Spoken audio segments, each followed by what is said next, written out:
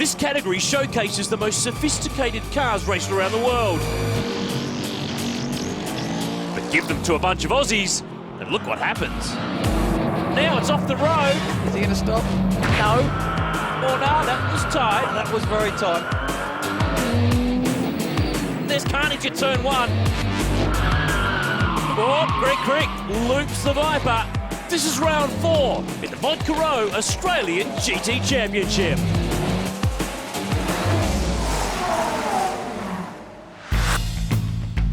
Well, it's an all-new venue this weekend for the GT cars here in North Queensland. And Will Davison from Trading Post Racing is with us today. I guess that's the unknown factor here, Will. These cars have never been to this track, but we know what this track's like. Yeah, it's so good to have the GT cars here at Townsville. A really, really cool circuit. It's got a bit of everything. You know, the first part of the lap's your typical street circuit. The back half's like a permanent circuit, like Albert Park. So with the different range and variation of GT cars, you know, it's going to be interesting to see which car comes out on top this weekend. And that's the thing in GT racing.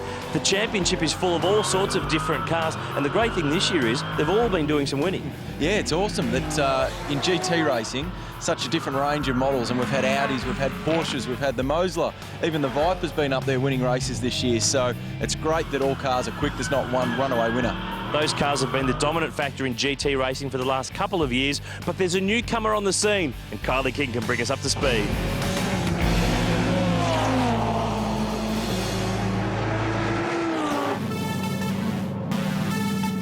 There's a new arrival to the GT Championship that has set tongues wagging.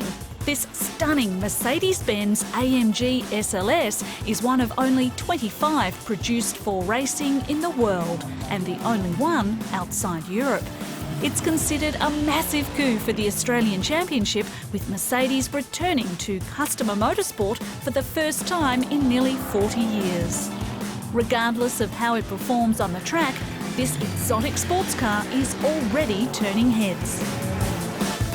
I think most people are surprised it's a Mercedes-Benz. It sounds like an old fighter plane or something like that. We were fortunate enough to do a press meeting on Thursday. It was about 3,500 people that were just in awe of the car, and I feel a little bit overwhelmed sometimes. You know, I haven't seen anybody that looks at my SLS and doesn't put on a big smile and think, wow, what the hell's that? Another newcomer to the championship is a driver more known as a tarmac rally specialist. Kevin Weeks is one driver not daunted by the challenges of Townsville street circuit. Concrete walls are safe, aren't they? You hit one of them, you bounce off. There's no trees and park benches and park motor cars and all sorts of rocks and cliffs. You go at fall 1,000 metres off, so yeah, this is a breeze.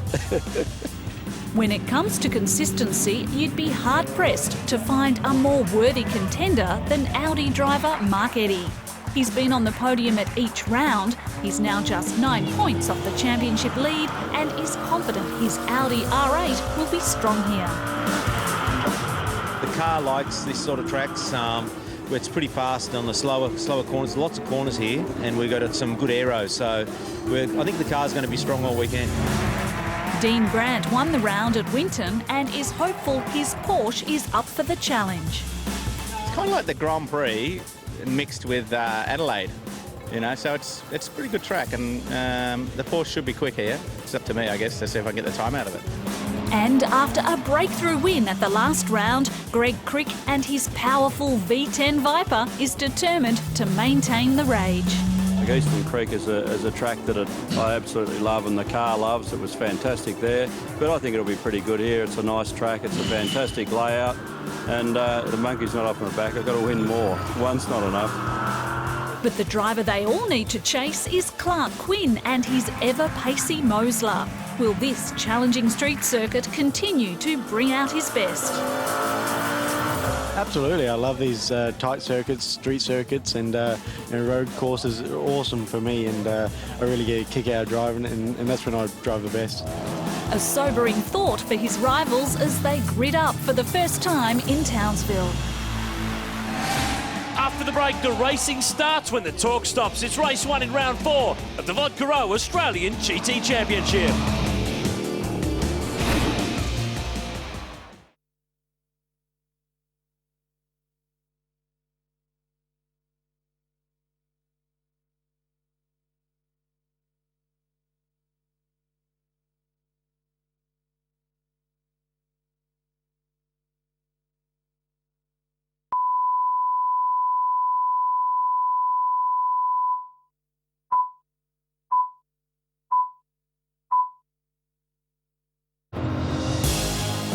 You're watching the Vodka O Australian GT Championship from the streets of Townsville.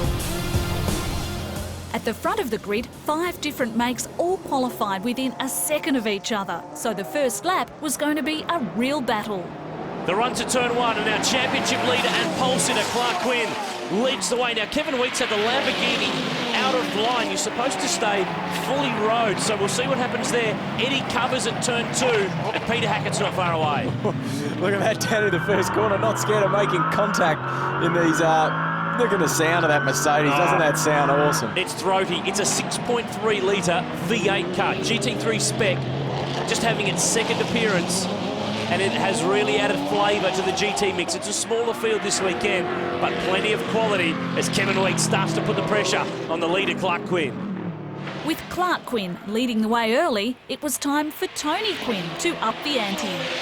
Tony Quinn's got the Aston Martin Charge again. Since the last round, he liked this series so much, he bought it. Don't blame him. I was very lucky to race a DBRS9 Aston Martin a couple of years ago. Exactly the same as that car, and it is an absolute pleasure to drive. What I love about the variation in these cars is the strength in different areas.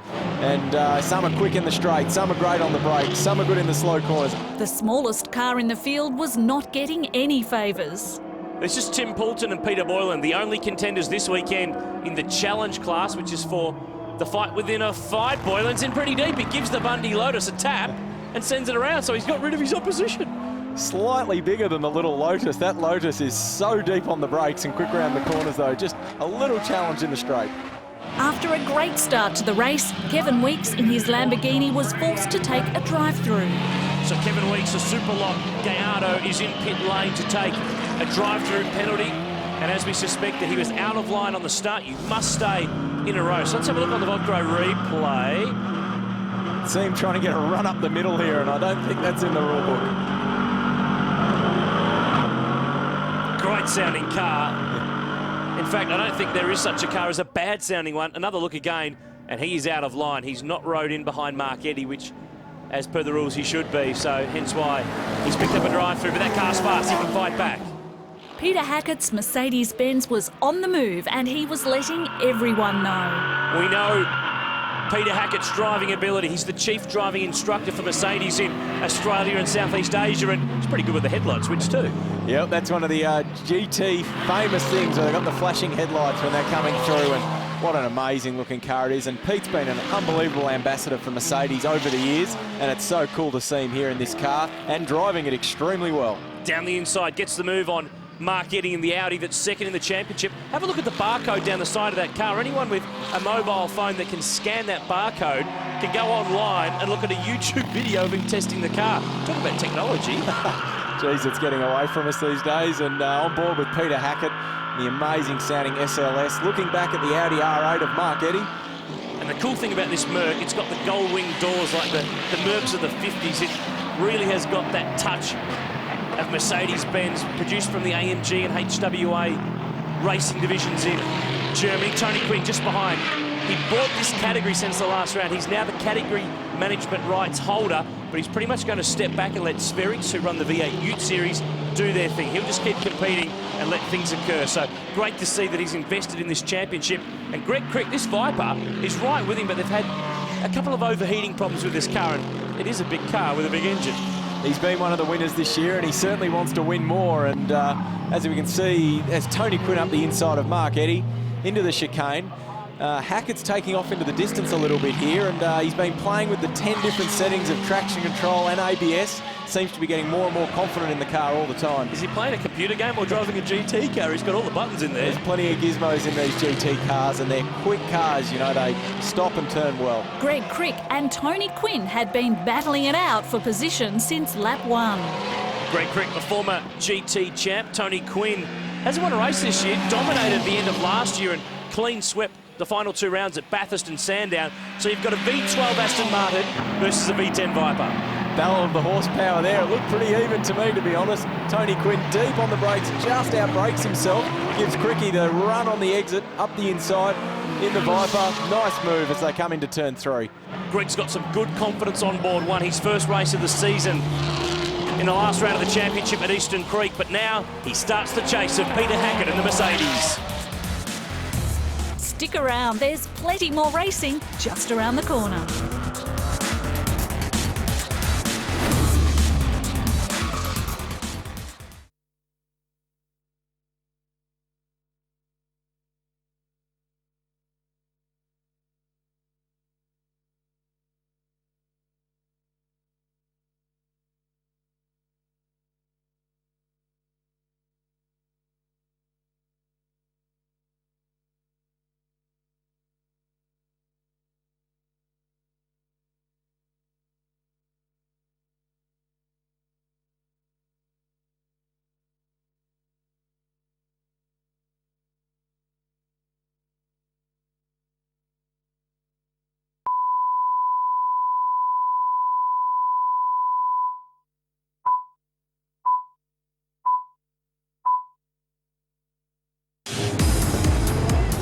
This is round 4 of the Vodka O Australian GT Championship. As time started to run out in the 30-minute race, so did the drivers' patience. On board with Kevin Weeks, 10th in the Lamborghini, fighting back from that pit lane penalty. And up in front, that's Dean Grant. The Vodka O Porsche gets involved with Angelo Lazaris in the Lotus Exige. And he's not going anywhere. Let's have a look again, Will. As you can see, Grant up the inside, not the best passing opportunity. It's a fast fourth gear left-hander, and I don't think Lazaris saw him up the inside in the little Lotus. Tony Quinn here, putting a lap on Peter Boylan, our leader in the GT Challenge class. The Aston Martin's had some brake problems. It's had more. A couple of licorice straps as the rear wheels were locked solid on the brakes there, and he'll get it spins going. the car out and spins it again. He's had a spin and then a spin, so it's 50-50. One by the brakes, one by himself, and now he's got to wait for the field. Bit of frustration kicking in there. He just wants to get on with it. That's another spot for Kevin Weeks, who moves on through. But in the end, it was Clark Quinn's Mosler that led from start to finish. Well, he won the opening 2 races of the season in Adelaide on the street circuit there. There must be something about concrete that Clark Quinn likes. He picks up race 1 here in Townsville. Crick 3rd, Eddie the Audi struggling to 4th. Ash Samadi, good job in 5th. And Kevin Weeks recovered for 6th. But Peter Hackett is a happy runner-up. What a great little run that was. Yeah, the SLS GT3 is just so consistent. Erebus Racing have given me such a good car. MPC have made it consistent over a race distance, if you like, and inside it's just a dream to drive. I've got 2-stage air conditioning and a TV screen and a drink bottle, so let's just cruise around and wait for them to come back to me. A good sign, another race. You might just have him in that one. Yeah, I was really surprised off the start line how quick everybody else was in a straight line. I guess that's part of the handicapping system, but it's working well. We're all so close. Qualifying was so close, and race 2, bring it on. The next day, the drivers were back on the grid for the second 30-minute race, with the Mosler once again leading the way. A rolling start. Greg Crick is starting from pit lane because they've had a power steering failure on the warm-up lap. No Tim Poulton in the Lotus as we get set for race 2. Clark Quinn will lead us away in the Mosler. Kevin Weeks has got pace and he stayed in line this time. Yeah, good job by the guys there. Bit tighter than the first race start. The car's getting pretty close. You can see the Aston up the inside of the Mosler. Nope, doesn't quite get it in there. Not through without any contact, which is a good start. We talked about the Audi and how it struggled in race 1, and Mark Eddy lost the power steering and bent the exhaust after a hit with Kevin Weeks, and they haven't been able to fix that car for this race, so he's just got to soldier on and do the best with what he's got. That's pretty frustrating. I tell you, when you know your car's not 100%, you're just trying to circulate round. Well, he's not the only one, though. Clark Quinn had problems with the paddle shift on the Mosler and had to switch to the manual shift. Lucky he's got that option. Well, that's always a nice thing to have. If your paddles fail, just revert to the trusty old gear lever. Hackett second. Kevin Weeks makes a lunge for 3rd spot in the Lamborghini that's run by Oscar Fiorinotto, who is the man who brought you into V8 supercars. Yeah, back in when I first came in with Team Dynamic, Oscar was the main engineer there, and he was the one that took me out of the UK. After copping a drive-through penalty in race 1, Kevin Weeks was out to make amends. This Lamborghini has been steadily on the improve. Had pole at the last round at Eastern Creek. Love the way that it goes over through those bumps at turn 10, and now he's going for 2nd spot. Great move. Yeah, look how well these things stop, and even through turn 10 there, absolutely flat out. They've got a lot of aerodynamics, these cars, and that's why they stop so well under Hollywood Hackett, which suits that car perfect. Kevin Weeks lunging for the lead, turn 11. Close, but not quite. He's confident in the brakes, that's for sure. And seeing with the paddle shifts, up a gear now, doesn't have to take his hands off the steering wheel. Quite a luxury to have. Now this second race, it's a timed race, as indeed was race 1. And the thing with the Lambo, you've got to look after the rear tyres. Yeah, quite hard on the rear tyres. Got to try and drive it smooth, particularly with all the bumps around here at Townsville. It's so easy to make those rear wheels spin on the exits of the corners. Oh, look at Weeks under brakes. He is on fire. What a move. The Gallardo is through to the lead. What can the championship leader respond with? The Mosler is back to an uncustomary second spot. Next, it's the race to the flag in the Vodka O Australian GT Championship.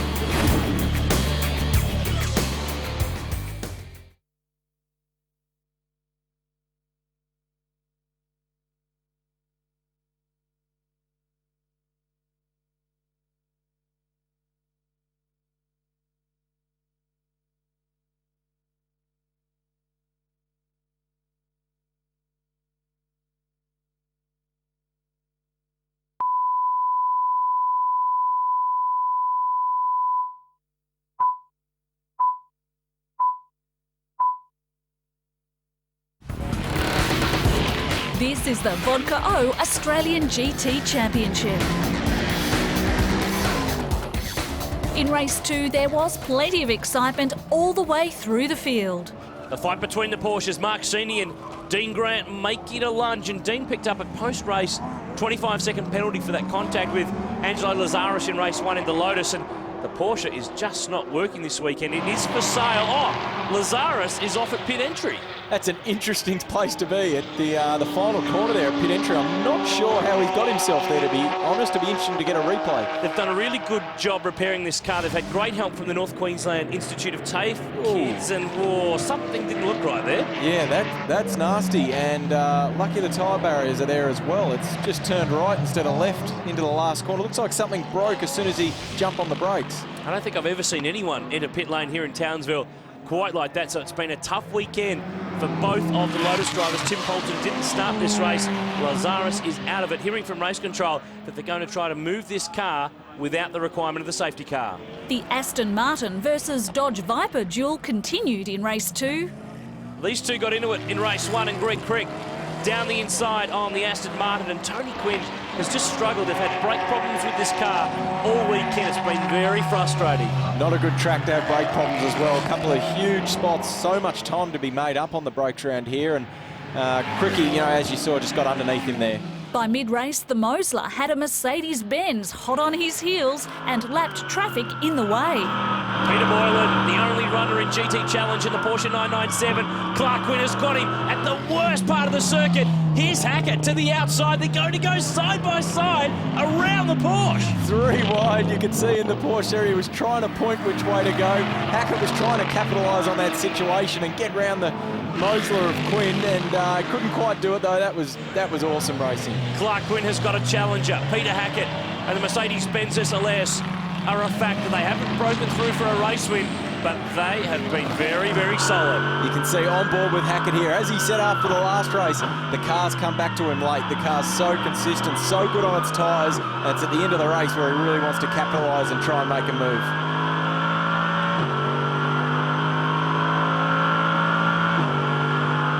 Great sound of the German V8. Down at turn 2, big stop, second place is coming. Can he stop at mid-corner? What a committed, great brave move by Pete Hackett. Ultimate confidence on the brakes. Quinn tried to cover the line, but too good. And the Viper's charge wasn't over yet. Greg Crick, remember, he started from pit lane in the Jeep back Viper. He's got to Ash Samadhi in the Mosler, and Ash has done a good job this weekend. Qualified 7th, finished 5th in race 1. But now he's got a big Viper about to eat him alive. See Peter Boylan just trying to get out of the way. The Viper up the inside of Samadhi. Can he pull it off into turn 11? And he does. He gives him room in the Mosler. Great move there, guys. In the end, Kevin Weeks powered away from the field to take his first race win in the Australian GT Championship. This will be a breakthrough for the South Australian, and it will be the 5th different kind of car to win this year. We've had Mosler, we've had Audi, we've had Porsche, we've had Dodge Viper. Now, add Lamborghini Gallardo to the mix as Kevin Weeks picks up race 2 on the streets of Townsville. This car has been in dominant form.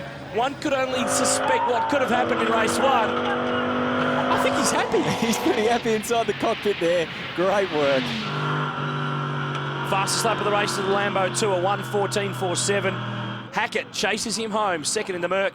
Quinn, Crick and Samadi is the top 5. Peter Boylan wins GT Challenge, but for Kevin Weeks, it's a breakthrough. Well, Kevin, she's a fast machine you've got there. Yeah, well, I got a bit of an early break into turn 2 on the first lap, which was great. And then it was just a matter of, getting him under brakes. And everyone was really decent too. No one tried to crowd me. But when you're out the front, it's a bit more difficult because you're setting the pace. So I just put my head down and hoped I wouldn't do something embarrassing. If I spun off, how embarrassing would that have been, eh? So yeah, just put my head down and had a go. It was great. Well, he didn't embarrass himself. Kevin Weeks on the podium for the weekend. Clark Quinn picks up the round, just 1 point clear of Peter Hackett. Peter Boylan wins GT Challenge for the weekend and moves to the lead of that category. But it's tight in the overall championship. Quinn now leads, 22 points clear of Mark Eddy.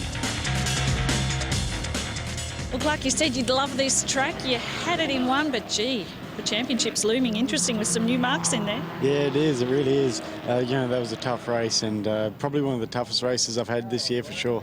And, I had all sorts of problems with the car, but, just to come home third and first for the weekend, it's a narrow margin by 1 point, but, that's all you need. So, just go keep being consistent and, we'll see at the last race of the end of the championship, we'll see where we are then. 3 different cars on the podium here in Townsville. Mosler, Mercedes-Benz and Lamborghini. And if you want to know more about the Vodka Row Australian GT Championship, keep in touch online, australiangt.com.au. We've had heaps of fun here in Townsville. Thanks to Will Davison and the whole team. I'm Aaron Noonan. We'll see you next time when the GT cars hit the track.